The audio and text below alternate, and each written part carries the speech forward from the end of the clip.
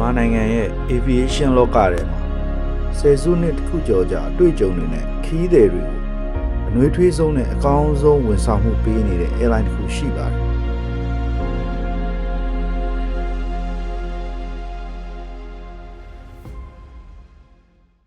Hi everyone, welcome to TK Traveling Vlog. TK Traveling Vlog မှာပြန်လည်ကြိုဆိုလိုက်ပါတယ်။ကျွန်တော်ဒီနေ့ vlog လေးကတော့မန်းရတနာဝန် airline vlog လေးပဲဖြစ်ပါတယ်။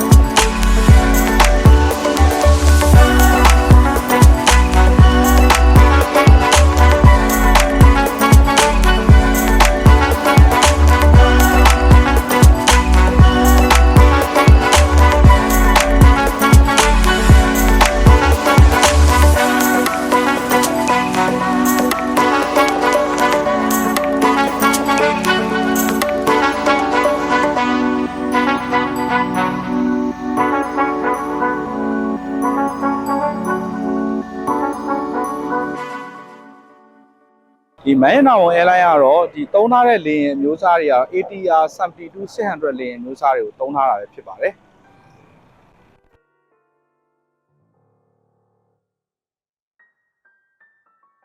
ဒီသုံးထားတဲ့လေယာဉ်မျိုးစား ATR 72-600 လေယာဉ်ကတော့ခရီးသည်82ယောက်ဆန့်ပါတယ်။ပြီးတော့ဒီလေယာဉ်ကကျွန်တော်တို့အီတလီနဲ့ပြင်သစ်နဲ့ပေါင်းပြီးထုတ်ထားတဲ့လေယာဉ်မျိုးစားပဲဖြစ်ပါတယ်။ဒီလေယာဉ်ရဲ့ကျွန်တော်တို့ဒီ engine ဘိုင်းတွေကတော့Pratt & Whitney ကုမ္ပဏီကနေပြီးတော့ထုတ်ထားတဲ့လေယာဉ်ပဲဖြစ်ပါတယ်။ဒီလေယာဉ်ရဲ့တောင်ပံနှစ်ဖက်ရဲ့အရှည်ကတော့88.4 ပေကိုယ်ရယ်ရဲ့အရှည်ကတော့89.14 ပေပဲဖြစ်ပါတယ်။ကျွန်တော်တို့မန်းရတနာဝန် airline ရဲ့ ATR 72-600 လေယာဉ်မှာသုံးထားတဲ့ engine အမျိုးအစားကတော့ PW127N engine အမျိုးအစားပဲဖြစ်ပါတယ်။ဒီ engine အမျိုးအစားရဲ့အားသာချက်ကတော့ hotel မှုပါရှိပြီးတော့ကျွန်တော်တို့လေယာဉ်မထွက်ခွာခင်မှာကျွန်တော်တို့ lighting တွေ aircon တွေကိုကြိုဖွင့်ထားလို့ရတဲ့ system လည်းပါရှိပါတယ်။အဲ့လို aircon တွေ lighting တွေကြိုဖွင့်ထားလို့ရတဲ့ system ပါရှိရတဲ့ကြောင့်ခရီးသည်တွေကလေယာဉ်မထွက်ခွာခင်တည်းကတက်တောင့်တက်တာနဲ့ AACC ထိုင်စီးနိုင်မှာပဲဖြစ်ပါတယ်။နောက်ပြီးတော့ဒီမန်းရတနာဝန် airline ရဲ့ glass cockpit အနေနဲ့ကတော့ integrated modular avionics system ပါဝင်တဲ့အတွက်ကြောင့် pilot တွေအနေနဲ့ကလေယာဉ်အချက်လက်တွေကိုတိကျမှန်ကန်စွာသိရှိနိုင်ပါတယ်။မန်းရတနာဝန် airline ရဲ့လေယာဉ်ရဲ့အတွင်းပိုင်းကတော့Ammonia cabin လို့ခေါ်တဲ့ soundproof material တွေကိုသုံးထားတဲ့အတန်လုံးတဲ့အတွက်ကြောင့်ကျွန်တော်တို့ဒီလေယာဉ်ရဲ့ engine ရဲ့အတန်တွေဟာအဲမှာထိုင်စီးနေတဲ့ခရီးသည်တွေကိုအနှောက်အယှက်မဖြစ်စေတဲ့soundproof system လည်းပါဝင်ပါတယ်ပြီးတော့ဒီစီလင်တွေမျက်နှာကျက်တွေမှာသုံးထားတဲ့ lighting တွေကလည်း LED lighting တွေကိုသုံးထားတာပဲဖြစ်ပါတယ်မန်းရတနာဝန် airline ကတော့2014ခုနှစ်ကနေစပြီးတော့တည်ထောင်ခဲ့တဲ့ airline ဖြစ်ပြီးတော့အခုဆိုရင်10နှစ်ကျော်သက်တမ်းရှိတဲ့ airline တစ်ခုလည်းဖြစ်ပါတယ်ကျွန်တော်မန်းရတနာဝန် airline ကပြန်တန်းတဲ့မြို့တွေကတော့ရန်ကုန်မန္တလေးဟဲဟိုမြစ်ကြီးနားတာချီလိတ်တဝဲပြီးရင်စစ်တွေကြောက်ဖြူဆိုတဲ့မြို့တွေအားလုံးကိုဒီကနေပြီးတော့လေယာဉ်3စီးနဲ့ပြန်တန်းပြေးဆွဲနေတာဖြစ်ပါတယ်နောက်ပိုင်းမှာတော့လေယာဉ်အသစ်တွေနဲ့ပြည်ပကိုလည်းပြေးဆွဲမဲ့အစီအစဉ်လည်းရှိပါတယ်ပြည်ပကိုပြေးဆွဲမဲ့မြို့တွေကတော့ဘန်ကောက်ချင်းမိုင်ဖူကက်မြို့များကိုနောက်ပိုင်းမှာပြေးဆွဲမဲ့အစီအစဉ်တွေလည်းရှိပါတယ်ကျွန်တော်နာမည်ကတော့ခိုင်မင်းချိုပါလက်ရှိ cabin crew session မှာ cabin operation manager ရာထူးနဲ့တာဝန်ထမ်းဆောင်နေတယ်ပေါ့ ဟုတ် နော် ကဲ့ဟုတ် ကျွန်တော်ရဲ့qualification အကြောင်းကိုပြောမယ်ဆိုရင်တော့ကျွန်တော်ကတော့ATS 72 600လေယာဉ်မှာinstructor course ကိုပြင်သစ်နိုင်ငံ Toulouse မြို့မှာ ဟုတ်ကဲ့ စာတွေ့လက်တွေ့နှစ်မျိုးလုံးပေါ့နော်ရေသက်တစ်ပတ်ကြာအောင်တက်ရောက်အောင်မြင်ပြီးတော့မှinstructor certificate ကိုရရှိခဲ့တယ်ပေါ့နော်ပြီးတော့မြန်မာ DCA ကနေပြီးတော့မှကျွန်တော်တို့ဒီ license ကိုအတိမတ်ပြု license အဖြစ်ပြန်လဲထုတ်ပေးထားတယ်ပေါ့နော်အတိမတ်ပြု cabin crew instructor ပေါ့နောက်အဲ့ဒါအပြင်ကျွန်တော်ကိုလည်းထပ်ပြီးတော့မှ cabin crew examiner အနေနဲ့လည်းထပ်ပြီးတော့မှဟိုအတိမတ်ပြုပေးထားတယ်ပေါ့နော်ထပ်ပြီးကျွန်တော်ရဲ့ qualification တစ်ခုဖြစ်တဲ့ aviation first aid ဟိုအတိမတ်ပြု aviation first aid သင်တန်းကိုလည်း certificate ကိုလည်းကျွန်တော်ရရှိထားပြီးဖြစ်ပါတယ်ခင်ဗျာဒါကတော့ကျွန်တော်ရဲ့ qualification ဘိုင်းပေါ့နော်နောက်တစ်ခုကျွန်တော်ရဲ့ experience ဘိုင်းကိုပြောမယ်ဆိုရင်တော့ကျွန်တော် aviation industry တွေကို2004ခုနှစ်ကစပြီးဝင်ရောက်ခဲ့ပြီးတော့မှယခုဆိုရင်ကျွန်တော်လုပ်သက်20ရှိပါပြီခင်ဗျာလက်ရှိမှာတော့ cabin operation manager အနေနဲ့ထမ်းဆောင်နေရတော့9နှစ်ဝန်းကျင်လောက်တော့ရှိပါပြီခင်ဗျာsafety ဘိုင်းအနေနဲ့ကတော့ကျွန်တော်တို့လေယာဉ်ခီးစဉ်မှာခီးတယ်ကိုဘေးနဲ့ကင်းရှင်းဖို့ကကျွန်တော်တို့ရဲ့ပထမဦးစားပေးလှုပ်ဆောင်တဲ့အရာပေါ့နော်အဲ့အတွက်ကျွန်တော်တို့နှစ်စဉ်မှာကျွန်တော်တို့ cabin crew တွေကို safety နဲ့ပတ်သက်တဲ့သင်တန်းတွေကိုအမြဲတမ်းကျွန်တော်ပို့ချတယ်ပြီးတော့မှလက်တွေ့ကိုလှုပ်ဆောင်ပေါ့နော်လက်တွေ့လှုပ်ဆောင်တဲ့အခါမှာလည်းအရေးပေါ်ကြုံလာတဲ့အခါမှာဒီခီးတယ်တွေကိုဘေးအနေကင်းရှင်းအောင်ဘယ်လိုရွှေ့ပြောင်းမှုလှုပ်ဆောင်မယ်ဆိုတော့လှုပ်ဆောင်ချက်တွေကိုကျွန်တော်လက်တွေ့များလုပ်ခိုင်းတယ်ပေါ့နော်ဒါအပြင်ဒါမြေပေါ်မှာလုပ်တယ်ပေါ့နော်ဒါအပြင်လေယာဉ်ပေါ်မှာလည်းကျွန်တော်တို့ဒီမြေပြင်မှာလုပ်ခဲ့တဲ့ဟိုလက်တွေ့လှုပ်ဆောင်မှုတွေထပ်ပြီးတော့မှလုပ်ခိုင်းနေပေါ့ဒါအချိန်ချင်းလှုပ်ဆောင်ခြင်းအပြင် in case emergency ကြုံလာတဲ့အခါမှာသူတို့ဒီတည်တည်ငြိမ်ငြိမ်နဲ့ခီးတယ်တွေကိုဘေးရနေကင်းရှင်းတဲ့နေရာကိုရွှေ့ပြောင်းမှုလုပ်လို့ရမှာပေါ့နော်ဟုတ်ကဲ့ပြီးတော့နောက်တစ်ခုကျွန်တော်တို့အနေနဲ့ cabin crew manager တွေchief cabin crew တွေ instructor တွေနဲ့ senior cabin crew တွေကလေယာဉ်ခီးစဉ်တွေမှာလိုက်ပါပြီးတော့မှသူတို့ရဲ့ safety standard ကိုလိုက်ပြီးတော့မှစစ်ဆေးခြင်းအပြင်ကျွန်တော်တို့ရဲ့ safety standard ကိုကျွန်တော်မြင့်တင်ထားတယ်ပေါ့နော်ဒါကတော့ဟိုပြီးနောက်ဒါကမြေပြင်ပေါ်မှာပေါ့နော်ရေပြင်ပေါ်မှာအကယ်ရေပေါ်မှာရေးပေါ်ကြုံလို့ဆင်းခဲ့ရမယ်ဆိုရင်လေရေထဲမှာဘယ်လိုနေထိုင်ရမယ်ဘယ်လိုအဖွဲလိုက်ဖြစ်စေတယောက်တည်းဖြစ်စေဘယ်လိုနေထိုင်ရမယ်ဆိုတဲ့အရာမျိုးတွေကိုလည်းကျွန်တော်တို့လက်တွေ့လှုပ်ဆောင်ဖို့ရန်အတွက် DCA ကနေမြန်မာ DCA ကနေအတိမတ်ပြုထားတဲ့ရေကူးကန်ပေါ့နော်ဒီကူးကန်မှာလက်တွေ့လှုပ်ဆောင်မှုတွေကျွန်တော်တို့လုပ်တယ်ဗျအဲ့လိုဟို practical ကိုများလုပ်ခြင်းအပြင်ရေးပေါ်အခြေအနေကြုံလာတဲ့အခါမှာ cabin crew တွေကဒီအရေးပေါ်အခြေအနေကနေအောင်မြင်စွာကျော်လွှားနိုင်ပါတယ်ခင်ဗျာဟုတ်ဒါကတော့ safety ဘိုင်းပေါ့နော်ဒါနောက်ဝန်ဆောင်မှုဘိုင်းအနေနဲ့ကတော့ကျွန်တော်တို့ဝန်ဆောင်မှုအရေးသွေးကိုတော့ကျွန်တော်တို့ခီးတယ်တွေမျှော်မှန်းထားတဲ့ဝန်ဆောင်မှုတက်ပို့ပြီးတော့မှကောင်းမွန်တဲ့ပုံစံမျိုးဖြစ်အောင်ကျွန်တော် cabin crew ကိုသင်တန်းပို့ချထားပါတယ်စာတွေ့လက်တွေ့ရောနှစ်ခုလုံးပို့ချထားပါတယ်ဒါအပြင်ကျွန်တော်တို့လေယာဉ်ပေါ်မှာလည်းဟိုခုနအကြီးပိုင်းနေပေါ့နော် crew အကြီးပိုင်းနေလိုက်ပြီးတော့မှအနီးကပ်လိုက်ပြီးတော့မှ post ဒီက like ကြည့်ရှုခြင်းအပြင် like စစ်ဆေးခြင်းအပြင်ကျွန်တော်တို့တို့ရဲ့ service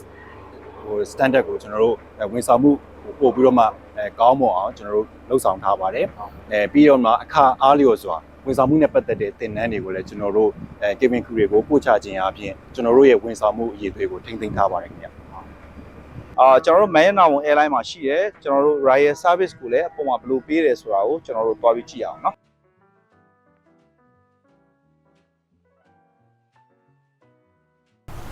ကျွန်တော်တို့ဒါလေရင်ကိုတက်လာခြင်းမှာဒီနေရာလေးကတော့ဒါကျွန်တော်တို့လေရင်မယ်တွေကျွန်တော်တို့ခီးတယ်တွေအစားတောက်တွေကိ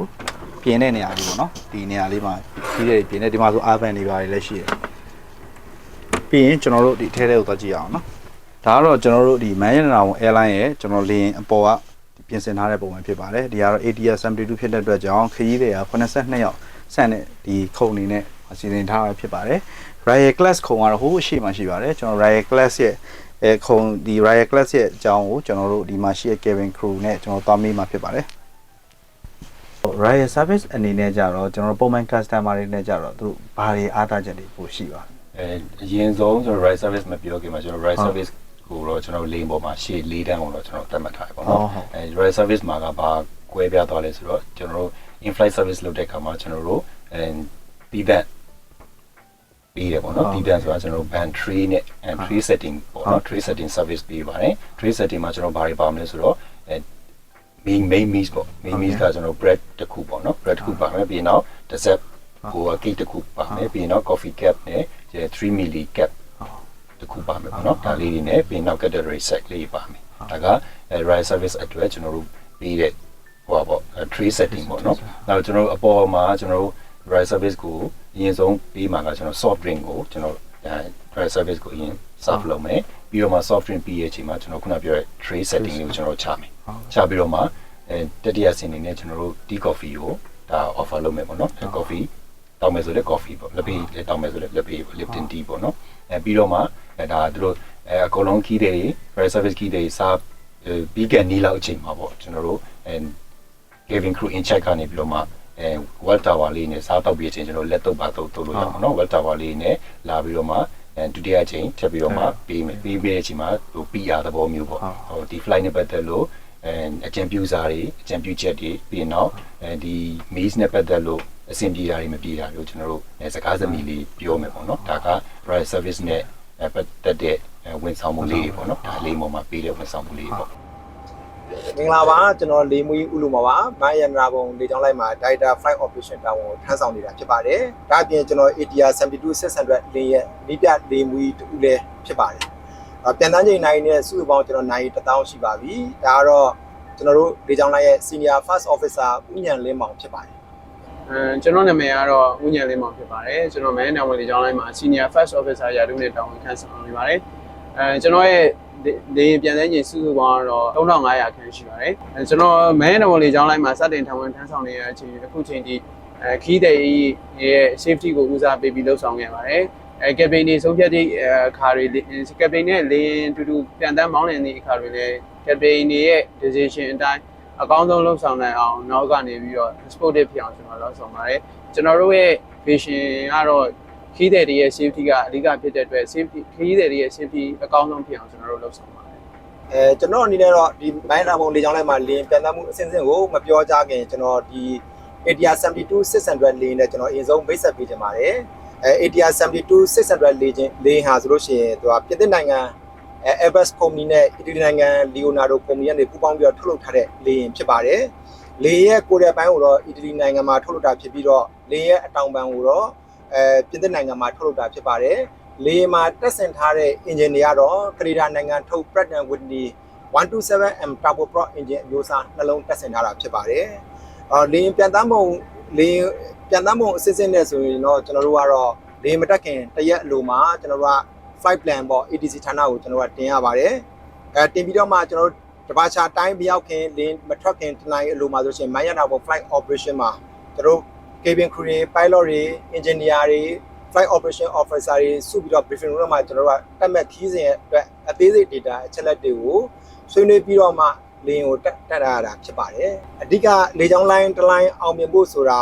ခီးတဲ့တွေကျင်းတဲ့လောက်အောင်ပြည့်စုံတဲ့ဝန်ဆောင်မှုပေးအပ်ဖို့လိုအပ်ပါတယ်လေကြောင်းလိုင်းတိုင်းအနေနဲ့အဲ့လိုပြည့်စုံတဲ့ဝန်ဆောင်မှုပေးဖို့အတွက်ဆိုလို့ရှိရင်ကျွန်တော်တို့အနေနဲ့ pilot တွေ cabin crew တွေ ground crew တွေလုံလောက်တဲ့ training တွေပေးရတာဖြစ်ပါတယ်ဒါအပြင်သက်ဆိုင်ရာ department head တွေကလည်းကိုယ့်ရဲ့ဝန်ထမ်းတွေရဲ့စွမ်းရည်ကိုအနိကစောင့်ကြပ်ကြည့်ရှုပြီးတော့မှကြီးကြပ်နေဖို့လိုအပ်ပါတယ်အဲ့တော့ကျွန်တော်တို့လေကြောင်းလိုင်းမှာဆိုလို့ရှိရင် ATR 72600လေ3စီးနဲ့ operate လုပ်နေတာဖြစ်ပါတယ်ကျွန်တော်တို့ရှိမှဆိုရင်နေပြ3အပါဝင် pilot အားလုံး18ယောက်ရှိပါတယ်ဒီ pilot တွေကဆိုရှင်ပုံမှန်6လတစ်ကြိမ်အရေးသွေးစစ်ဆောင်ပွဲတွေကိုဖြည့်ဆို့အောင်မြင်ပြီးမှသာလေယာဉ်ကိုဆက်လက်မောင်းနှင်ပိုင်ခွင့်ရှိပါတယ်အဲ့လိုပြန်တမ်းမှုရေးသွေးတွေကိုစစ်ဆေးတဲ့နေရာမှာကျွန်တော်တို့က ground subject တွေကိုကျွန်တော်တို့မိုင်းရတာမို့လေကြောင်းလိုင်းရဲ့ training department မှာကျွန်တော်တို့ဝင်ရောက်ဖြည့်ဆို့ရတာဖြစ်ပြီးတော့ပြန်တမ်းမှုအရေးသွေးစစ်ဆေးတဲ့အပိုင်းတွေကိုတော့ကျွန်တော်တို့ထိုင်းနိုင်ငံဘန်ကောက်မြို့မှာရှိတဲ့ Asia Aviation Training Center မှာရှိတဲ့ ATR 72600 simulator နဲ့အရေးသွေးကိုစစ်ဆေးရတာဖြစ်ပါတယ်အဲ့လိုအရေးသွေးစစ်ဆေးတဲ့အပိုင်းမှာကျွန်တော်တို့မြန်မာ DC ရဲ့ rules and regulation နဲ့အညီ ATR ကုမ္ပဏီကထုတ်ပြန်ထားတဲ့ training program အတိုင်းအတိအကျလိုက်နာဆောင်ရွက်ရတာဖြစ်ပါတယ်အဲ့တော့လေယာဉ်အစစ်နဲ့ပြုလုပ်လို့မရတဲ့လေ့ကျင့်ခန်းတွေဖြစ်တဲ့လေယာဉ် engine မီးလောင်တာတွေလေယာဉ် engine တစ်လုံးရပ်သွားတာတွေ engine နှလုံးရပ်သွားတာတွေ emergency descent လုပ်တာတွေ smoke လုပ်တာတွေနောက်ပြီးကျွန်တော်တို့ UPRT training တွေကို pilot အားလုံးကအောင်မြင်စွာဖြည့်ဆို့ပြီးမှကျွန်တော်တို့ကလေယာဉ်ကိုဆက်လက်ပြီးမောင်းနှင်ပြန်တန်းခွင့်ရှိတာဖြစ်ပါတယ်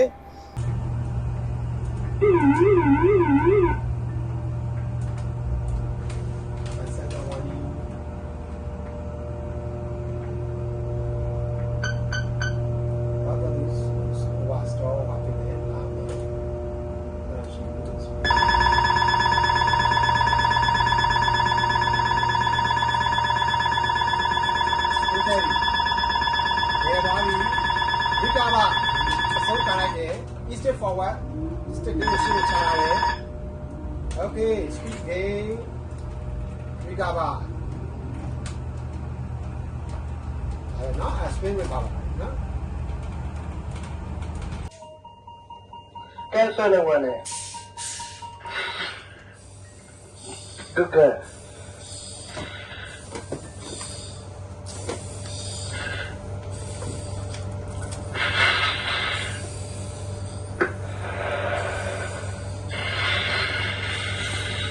Let's take up 1 plus 2 of APR.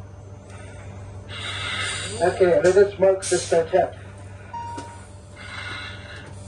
ဒါအပြင်ကျွန်တော်တို့လေကြောင်း DC ဌာနရဲ့အောက်ခံဖြစ်တဲ့လေကြောင်းစစ်ပညာဌာနကလည်းကျွန်တော်တို့ pilot တွေရဲ့အသက်အရွယ်အပိုင်းခြားပုံမှာမူတည်ပြီးတော့တစ်နှစ်တစ်ကြိမ်သို့မဟုတ်6လတစ်ကြိမ်စီးစစ်ရပါတယ်အဲစီးစစ်လို့အောင်မြင်မှလည်း pilot 2ကလေဆက်လက်မောင်းနေပြန်တန်းခွင့်ရမှာဖြစ်ပါတယ်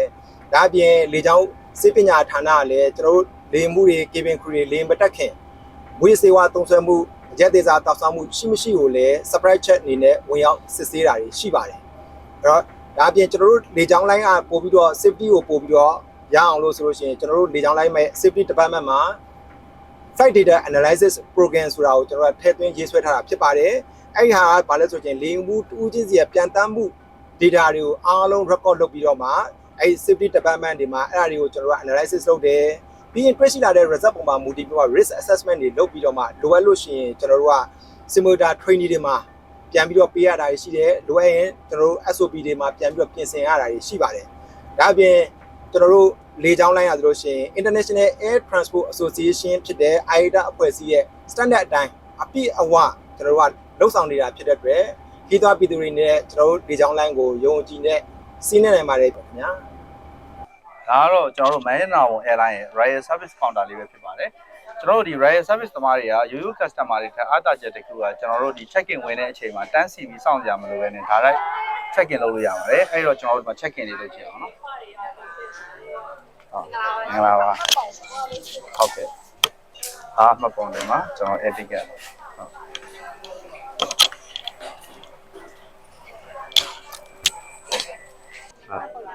ဟုတ်ကဲ့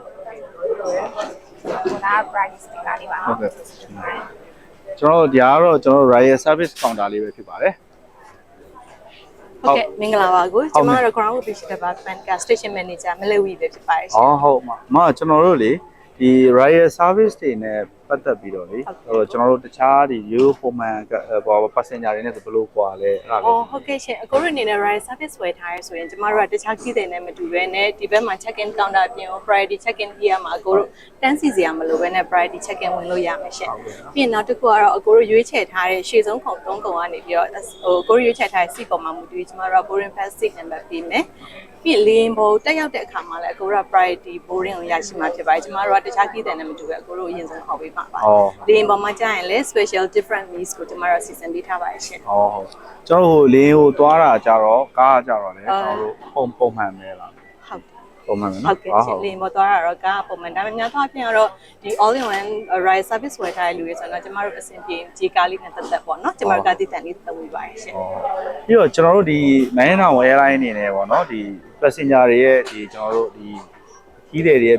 ပစ္စည်းတွေနဲ့ဒီ luggage ဘိုင်းတွေအတွက်ကရောဘယ်လို service တွေပေးထားလဲဟုတ်ကဲ့ကျမတို့ကဒီဘောနော်အပိုင်းနှစ်ပိုင်းရှိရအောင်ကိုခီးတဲ့ဝန်ဆောင်မှုအပိုင်းမှာကြတော့ခီးတဲ့ရဲ့အကိုတို့ check in ဝင်ရောက်လာပြီဆိုရင်နာမည်နဲ့အကိုတို့လက်မှတ်မှာပါတဲ့ PNR နံပါတ်ကိုဒီခီးတကယ်သွားမယ်ခီးတဲ့ဟုတ်မဟုတ်ပေါ့နော်ကျမတို့တိုက်ဆိုင်စစ်ဆေးတယ်စစ်ဆေးပြီးမှန်ကန်ပြီဆိုရင်အကိုတို့မှာပါလာတဲ့ check luggage တွေကိုကျမတို့ကတည်ဆောင်ထားတဲ့ weight limitation like မှန်စစ်တယ်ပြီးရင်အကိုတို့လေပေါ်မှာမတင်ဆောင်ရတဲ့ကန့်သက်ပစ္စည်းတွေ dangerous goods တို့တခြား limitation အရေးဆိုဘယ်လောက်တော့အဲ့လိုမျိုးတွေပေါ့နော်အစားရှိတဲ့ပြင်ကျမတို့အကုန်လုံးစစ်ဆေးပြီးတော့မှစိတ်ချရပြီးဒီပစ္စည်းတွေလေးမော်တင်ဆောင်ဖို့ safe ဖြစ်ပြီဆိုရင်ကျမတို့ကိုတို့ luggage တက်လေးထုတ်ပေးပါရှင်အဲ့လိုအစစ်စစ်စစ်ဆေးပါတယ်